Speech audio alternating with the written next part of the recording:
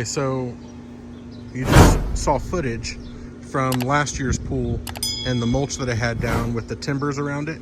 And this year we put a new pool in. Same pool, but newer model. I really wanted to switch it to rock and pavers. I just think it looks so much cleaner than the mulch did.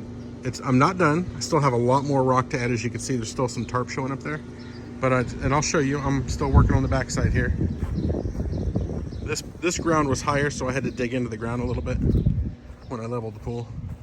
And another cool thing is, when you're doing landscaping around your pool, I found these big old rocks out at work, different locations I'm working on, and I've been collecting these giant rocks.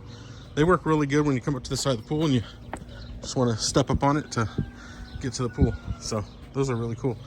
As I find more, I'm going to keep putting them between the legs. And they take up some space that you don't have to put rock in. Okay, so you can see where I've ended. So I'm either using the tarp that I have under the pool, or the black I have weed block, trying to keep the grass from growing in there. But you can see that what I'm doing is I'm trying to level it out as I go around.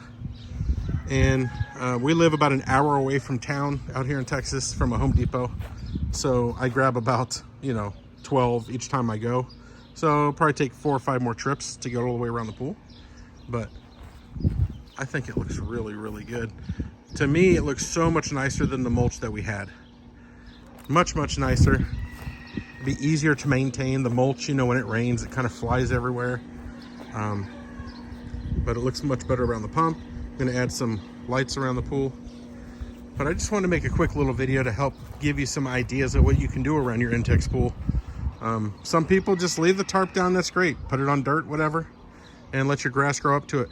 I didn't want the grass to grow up to it because of, mowing the yard and weed whacking. I didn't want to take any chances getting too close to the pool. So I wanted to put some kind of barrier, and we've had mulch for like 5 years, and I was ready to do something different. So I'll show you. I still have one of the old timbers over here as I make my way. We're seeing a couple more rocks that I found. That's the timber I had down here. And last year I had grass, and then it was timbers again here. I just kind of, edging out. I'm going to put all this rock just like we have under the deck. So I'm buying the bags at Home Depot. What is it? 5 cubic foot. Yeah, I'm not good with my math on those. So that's the bags I'm buying at Home Depot. They're about $4.97 a bag.